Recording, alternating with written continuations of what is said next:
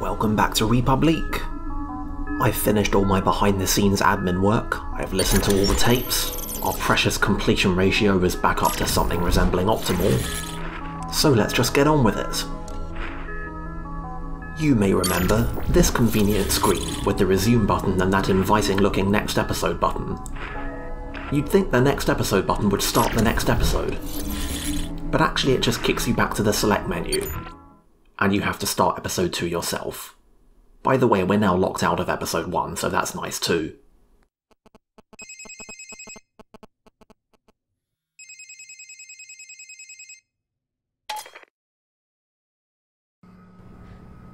Hello. Am I happy to see you? I'm in a bit of a situation here. Locked in.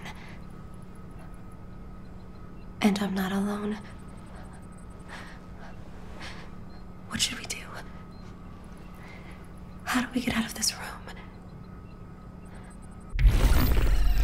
I'll give you one guess. If your guess was by looking through the cameras and hacking stuff, then congratulations, the last 3 hours weren't wasted on you. Before we make our escape, there's some good to be gained from this. There's a battery in here. Not that we've had much need of them yet, but, you know, every little bit helps, I guess. Welcome to my domain. Speaking of little bits helping, it's been a while since we checked in with the data broker. We're carrying a lot of stuff to sell. And consequently, we are now rich AF.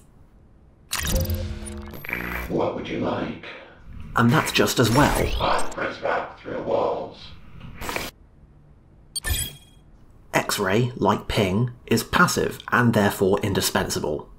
As you can see from the preview, it allows us to see Prizrak through walls when we're in hacker vision. Anytime. It's gonna come in very handy.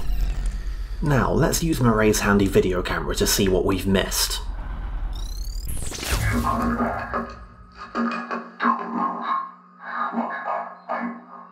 have to go. This goes way beyond you. This afternoon, please. Caller malfunction shows Murray 3 down. Stay here. I'm coming back for you.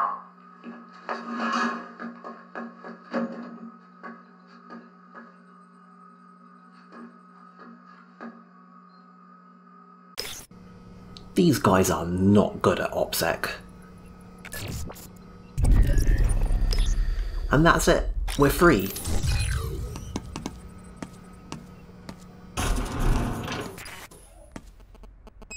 Hello. It's Cooper. Good job getting the girl out of immediate danger. You seem to have a solid handle on things. With the arrival approaching, we're being watched more closely than ever, and so I have to pretend to work. However, I'm installing a help desk in your OmniView display. Select the help desk icon if you need my expertise along the way. Good luck tonight. No doubt, the girl would be doomed without you. In a reversal of fortune, we can now call Cooper. So the girl wants to find the librarian. I hope he can help her, but I fear she may overestimate his influence inside Metamorphosis. This place is changing, evolving into something even more sinister than its original purpose. In searching for the librarian, remember, you have a map.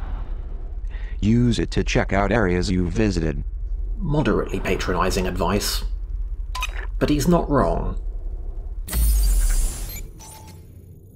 The explorable environment in this chapter has taken a big level up in complexity, if not in total size.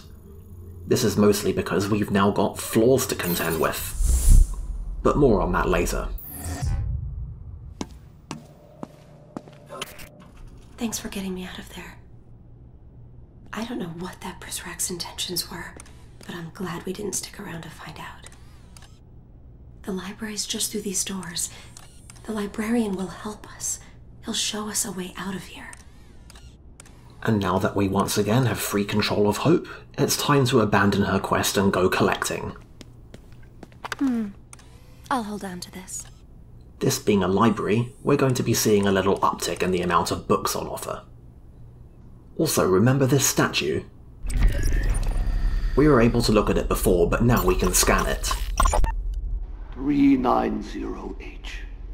You must hurry along now. The rest of your class is already inside.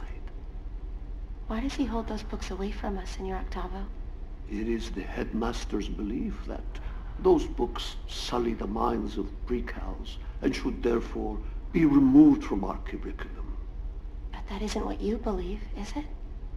Books like these do not paint a rosy picture of the world, but they are not meant to. They are not paintings of the world we want. They are mirrors, reflecting the world we have. As you can imagine, we're going to be hearing a lot from the librarian in this The Library chapter. This statue is holding another book and offering it to the children. You've got one guess what it is. Why 390H? I see you're admiring our latest installation. Why do you keep these books away from us? I can handle them. Maybe you're right. However, there are others in your class who are not as strong as you. And books like those can make them sick. Would it be fair to let you read them, but keep them from your friends? That doesn't sound fair. Well then, so are you saying you would prefer that they read them too? Will you have their illness on your conscience? I don't want that either. Of course not. I am not a filter for your ideas, child. I am your shield. There is so much ugliness in this world. Let me stand in the way of it. Let me stare it down. Your eyes are too pretty to witness such things. I appreciate the compliment, Headmaster. And there's that feeling of wanting to take a shower again. I wonder how practiced Hope is at dealing with compliments like that. Signor Octavo joins Metamorphosis. Librarian is now preeminent manifesto scholar. I met the librarian this morning. He's a sweet man, with his heart sewn directly onto his adorable little lapel. And I do so admire his passion for literature. In a former life, I would swoon over a well-read man. But I hope for his sake, he learns to bury that part of himself. In here, following your passion is the shortest road to recalibration. I highly recommend pausing the video here and reading this copy. It's, quite something. Anyway, our next destination is right in front of us. So obviously this is the perfect time for backtracking.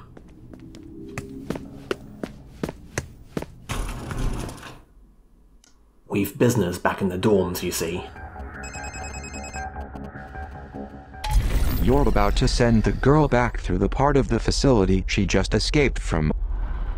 There may be something for you back here, but I doubt there is anything of use to her.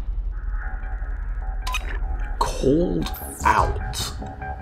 He's completely right, of course. Canonically, there's no reason for Hope to come back here after all the trouble we went to get her through.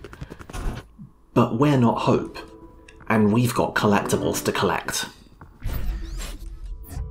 Remember this voice print door? Murray only went and unwittingly gave us the key to it, so let's return the favour by actually invading her room for real this time. There's a couple of worthwhile goodies in here, you know, besides all the data. For one, she keeps a can of pepper spray on her desk. Or maybe she keeps two, judging by the fact that it's still there. It took me a minute to figure that out. An old Zager cassette. Most importantly, she's got the fifth and final cassette of Chapter 1. And if you take a look at her bed, you'll notice she sleeps with a taser under her pillow. Which, you know, given everything else we've seen around here, I can't really blame her for. Anyway, that's it. That's literally the whole reason we came all the way back here, so let's just get back to where we were going. I've never played any of the mobile versions of République, but take my word for it, the loading times on the PS4 version, when you do backtracking like this, are completely intolerable. Anyway, Chapter 2. Let's do this.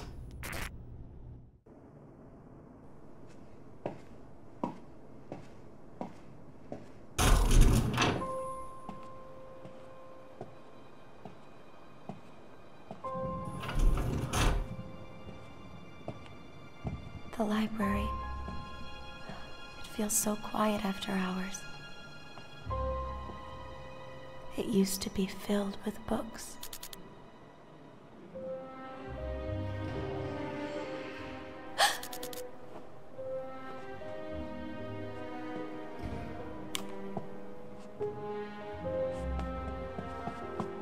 The librarian's glasses.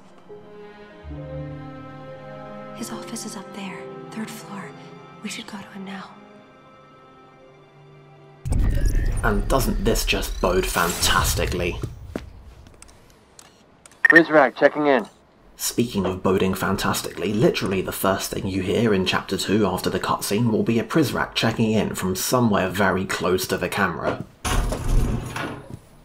Also, the first thing you really need to do in Chapter 2 is immediately walk back through this little hallway and collect this book. This might come in handy. That Hope just walked right past. Good game design. Salinger, amateur sculptor of teenaged angst. In Catcher in the Rye, he forces us to watch Holden flit from school to school. Oh, poor Eo, tormented by Hera's gadfly. When Caulfield realizes that he, not the institutions, beleaguer him the most, he is truly at risk. Our beloved pre-cows must never know their gadflies and ever rely on their République to satisfy. We don't need another Mark David Chapman. Imagine wanting to raise a generation of children to believe that institutions had sole moral responsibility for their lives. Imagine also taking seriously the idea that this book is culpable in the murder of John Lennon. Marquez would have you believe he's a prophet? A man possessing otherworldly insight into how each state's downfall is predetermined? Well, surely he did not predict how his rampant vulgarity and celebrations of incest in 100 Years of Solitude would play before the court of his own state's generous overseers. I say we banish him for life, plus a century, librarian. Definitely for those reasons, and definitely not because the whole idea of a solitary citizen terrifies him. Anyway, let's actually go and check out the library. For real this time.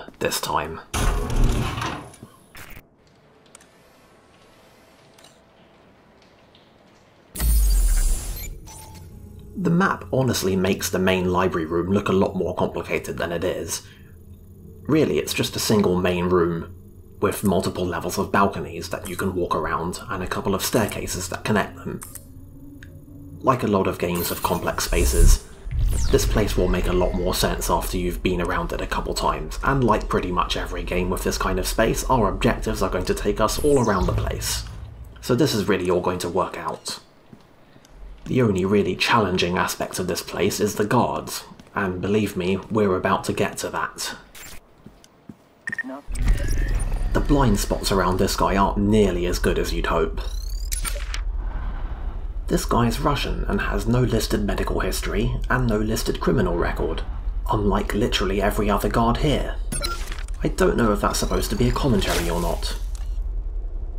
His patrol is pretty straightforward, but he turns around a lot, and it's unnervingly likely that he's going to see you if you try to sneak around up here. In summary, equipping the taser. I am in absolutely no mood to deal with his bullshit.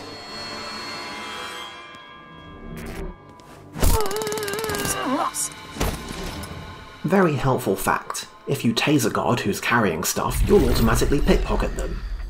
That's pretty sweet. And if you look towards the top right of the screen, you can see the X-ray skill already showing us guards. Make a wish. But But don't tell me what it is, or it won't come true. I wish the headmaster was dead. Weep. Don't talk like that. Zager said that someday the truth will rain down on this place and wash away all of the headmaster's lies.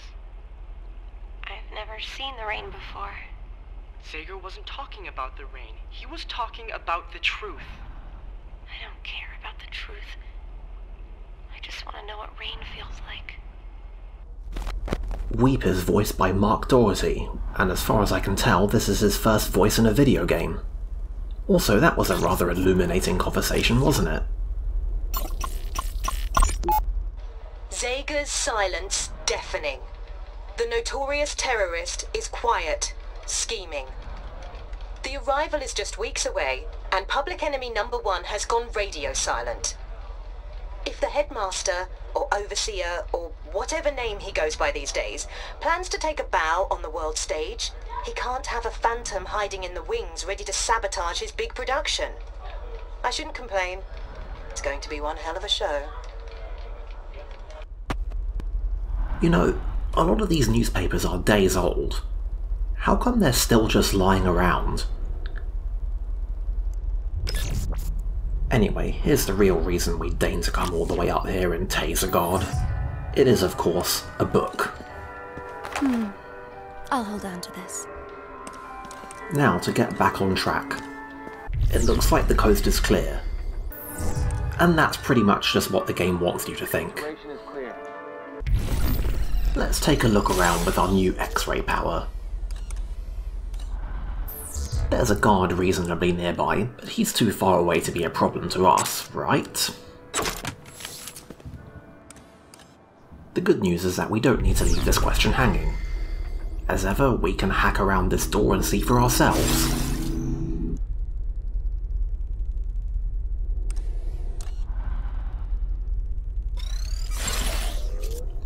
And here's our man of the moment. This guy is an Arc Prizrak. The fact that he's immune to tasers is probably the least annoying thing about him. No, the reason we hate Arc Prizrak is because they have very long, circuitous patrol routes. Like, seriously, look at this. This is nuts. These guys walk all around the library, and they are an enormous pain, and they will walk out of a door right in front of you at exactly the least appropriate moment. Fuck these guys.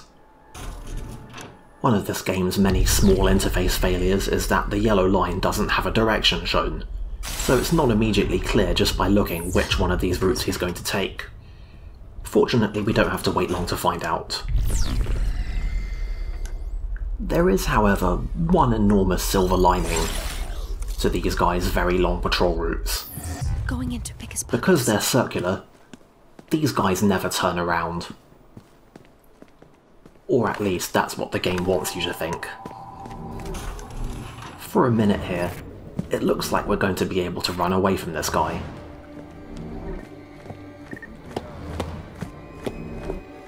But no. Lemon pepper spray. He almost got me.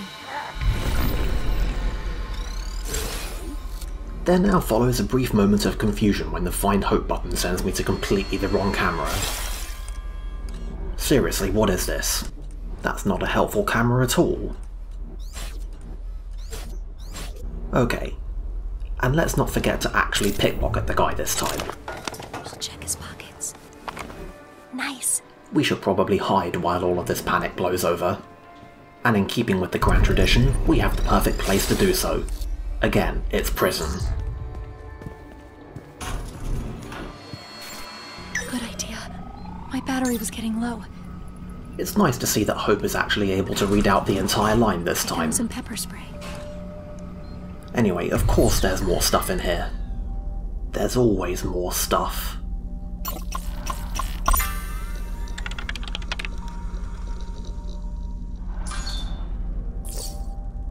For whatever reason, Cooper doesn't seem to have a lot of commentary about emails in this chapter.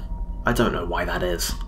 In any case, here's our in-universe explanation for why the Arc Prizrak have such irritating patrol patterns. And even though the message specifically says random, The patrol routes aren't actually random, they're just really, really long, so these guys seem like they get everywhere. Be careful. The Prizrak in this part of the facility are unpredictable in their rounds. You never know where they might turn up. Unpredictable is exactly the correct word for this, really. Once again, it isn't random. They just have a really, really high chance of being able to surprise you. Okay, I was expecting this guy to have gotten better and walked away by now. How hard can this be, right? See? Always just go for it. He's gonna waste a bunch of time searching around the ground floor while we're walking around up here. It'll be fine. In a previous save file, I was able to make enough noise downstairs to drag this guard we're about to run into down. I proceeded to properly tase and pickpocket him. It seemed appropriate. Really though, it's not necessary, it's just as easy to sneak past him. He walks back and forth in a little line, and there's a lot of hiding places around him. It's fine. All's quiet here.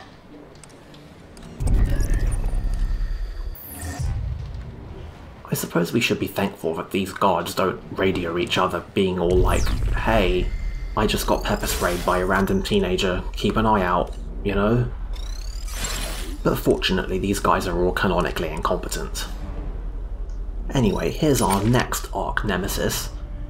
This guy walks all around the second floor. Like the other arc Prizrak, he's in enormous pain. And it takes a bit of timing to deal with him. Or at least it does if you want to do everything quietly. Personally, I just remembered how much weaponry I'm carrying, so I decided to take a much more direct approach. Heading away now. Raise the threat level. Equipping P0. Going after her. Taser in hand. Oh, no. And with that out of the way, it's time for me to once again show you all how clever I am. I check these guys to make sure I remember to pickpocket them, I look right at Papazian's inventory, and somehow it doesn't occur to me that he's still carrying a video game. It's gonna be a little while in the grand tradition before I remember to go back and deal with him. P0 here. But hey, at least we broke even on pepper spray, as usual. Anyway, we made it to the objective. Can you open this?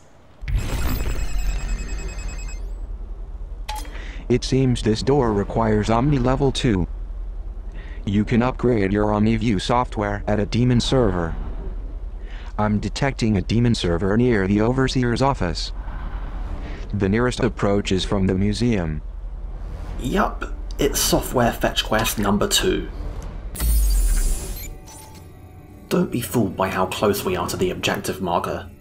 There's a locked door in between us and it, and we're going to have to solve a puzzle to get past it. Because of course we are.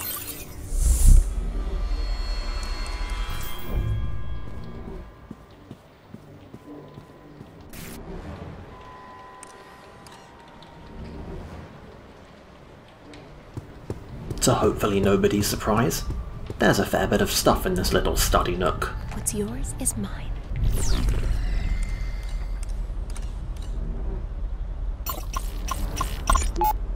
It's the right thing to do. Librarian okay's decision to protect precals from literary rot. Do you want me to literally eat my words? Oh, I am sorry, Miss Sade. I should not have thrown that newspaper at you. But how could you write this? I did not agree to ban books. The very implication hurts me to the bottom of my soul. Well, I am sorry about your hurt bottom. But I used only direct quotes from you, Librarian. See here. You said about Fahrenheit 451, and I quote, "It is worse than distasteful. It is revolting. Your words." You asked me what I thought about the burning of books, not the book itself. You did say it, though. This is insanity! You are shameless. Then take it up with the Overseer. And pick up this mess on your way out. Matty's the kind of self-aware villain that only becomes a lovable character in fiction. I mean, she's so completely open and, like the librarian said, shameless about what she does. Oh, also, Matty Sade is an anagram of state media.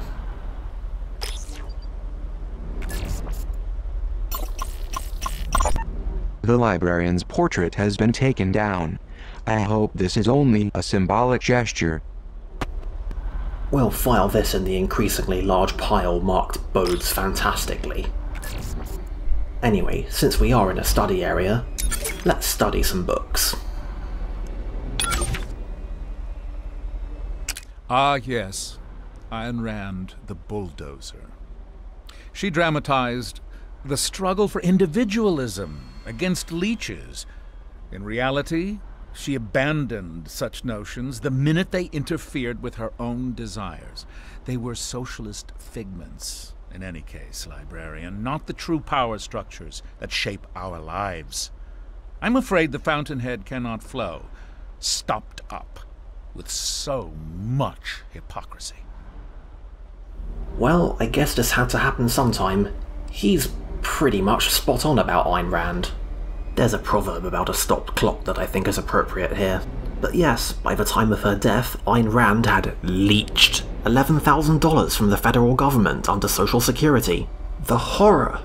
Ah, Ellison, who lets his nameless protagonist vacillate between conforming as an amnesiac of racial disadvantage and recalling all the doors locked by white hands.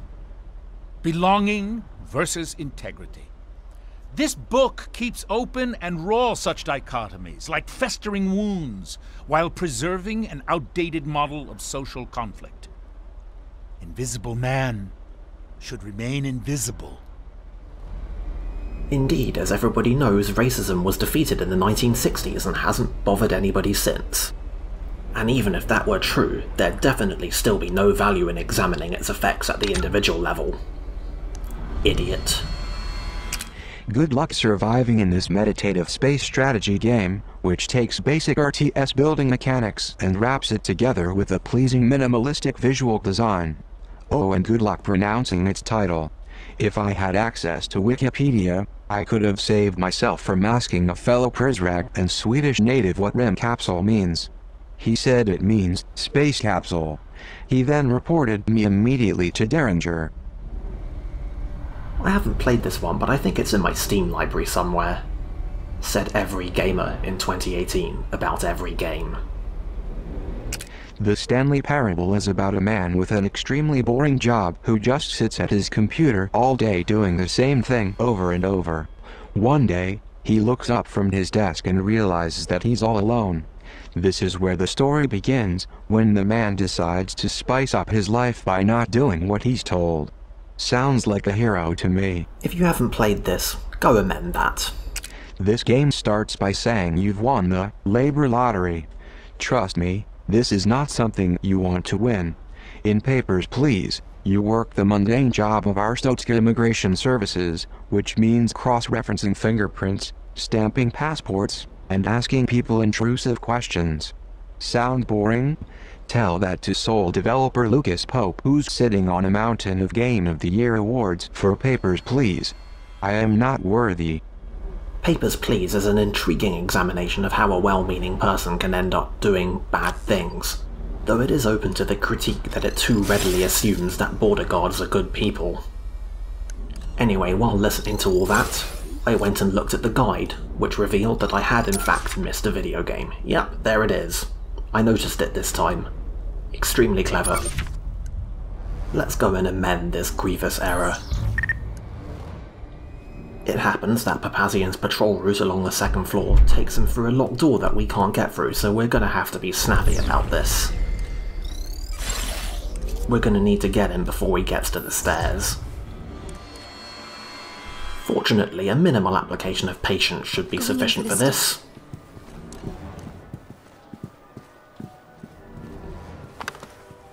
Got it. See? Red level normalizing.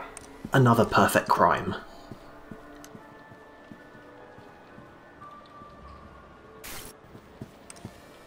Now, back to progress.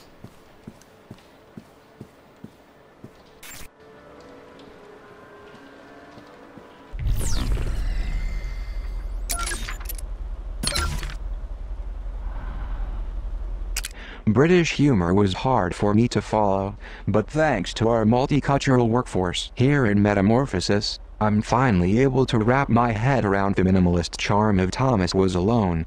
With themes as universal as friendship and freedom, this spectacular puzzle platformer has broad appeal.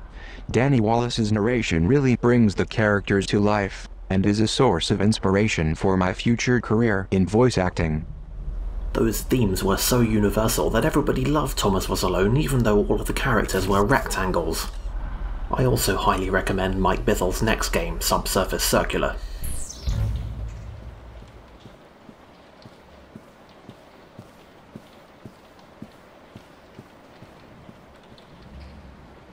There's only really one way to proceed from here.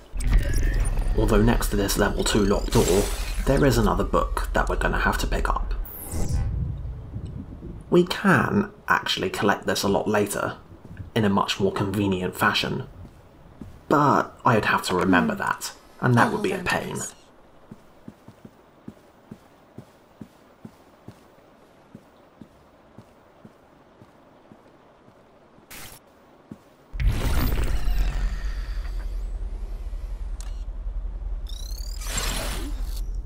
This here room is surprisingly annoying.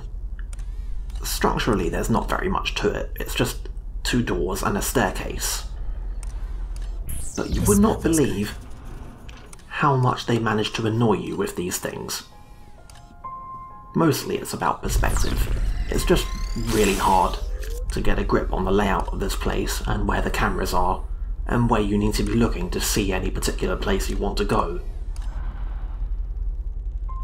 It turns out that using surveillance cameras as a perspective gimmick introduces some interesting level design challenges, like see this book. In its little corner, obscured by the staircase, it can literally only be seen from this one camera upstairs. No other camera can see it. You might never realise it's there. Even when you get down here and know it's there, you can still only actually Command Hope to pick it up from upstairs. I'll hold on to this.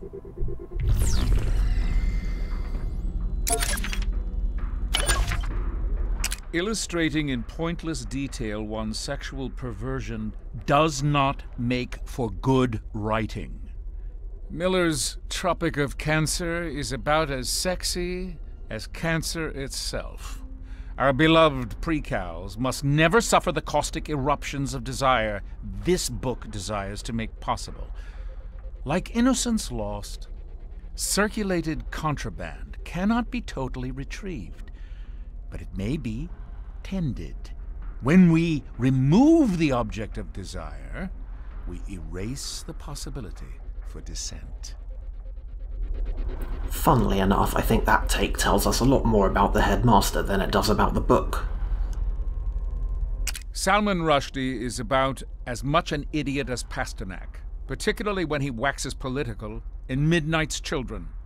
Everyone wants freedom from empire until they must deal with the dolor of life without empire. His liberation of India is a distorted poetic dream. Revolutions happen unknown, except to the prescient few who take the reins.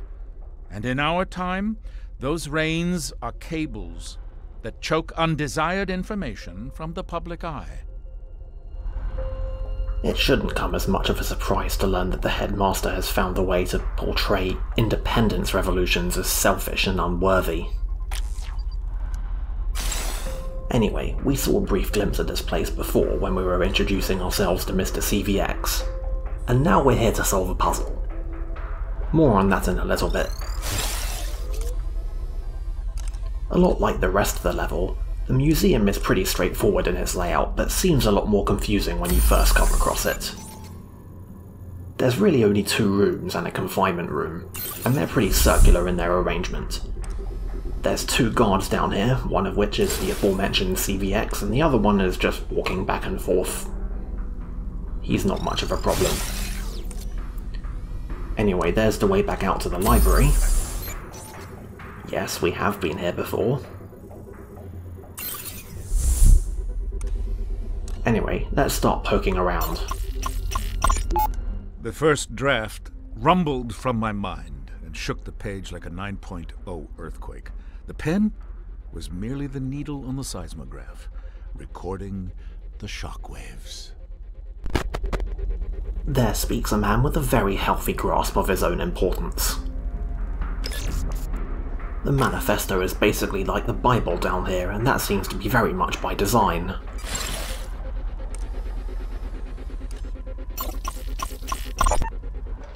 False prophet infiltrates Metamorphosis. Masquerading as Prizrak, man brings toxic agenda to our perfect garden.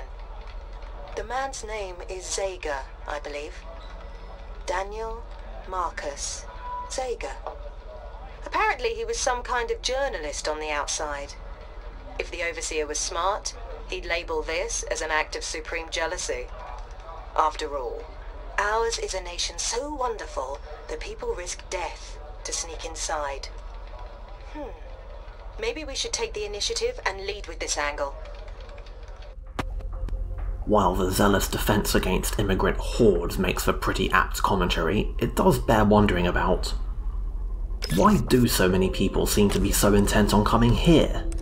You know, assuming Mattie isn't just lying through her elegantly serifed teeth. To get into the headmaster's office upstairs, we will need his PIN code.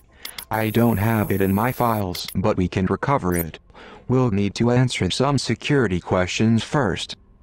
Security questions have attached themselves like ticks to modern access protocols. Hacking may have gotten us this far, but in the next episode we're going to deploy our deadliest weapon yet. Social engineering.